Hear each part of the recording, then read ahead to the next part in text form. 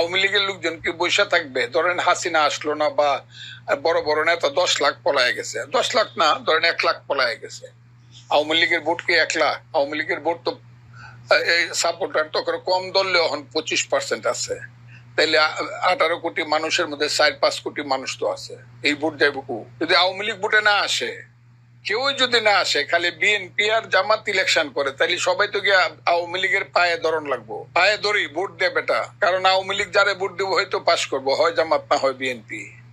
কারণ আওয়ামী লীগ 25 থেকে 30% ভোট আছে। এমনও এলাকা আছে, 37টা এলাকা আছে যেখানে আওয়ামী লীগ এমনি পাশ করবো, আওয়ামী লীগ না, মুক্তিযুদ্ধের পক্ষে 37টা সিট আছে এমনি পাশ করবো। যারা হিসাব করে না কথাটা বুঝছেন না? আমরা তো সকালে উঠে পানি বাদ দিয়া আর কাঁচা লঙ্কা দিয়ে আর পেঁয়াজ দিয়ে ভাত খাইতো, কাজে আমরা বুঝি কিছু এই দেশে ভোটটা কি হবে। 37টা সিট আছে যেখানে কোনো মার্কা মোর্কা লাগবো না, খালি চৌকের ইশারা দিলেই পাশ হয়ে যাবো একটা পার্টি, চৌকের ইশারা দিব খালি। বুঝছেন আপনি কথাটা? ওই রেজিস্ট্রেশন দিব না, মুখ করবো না।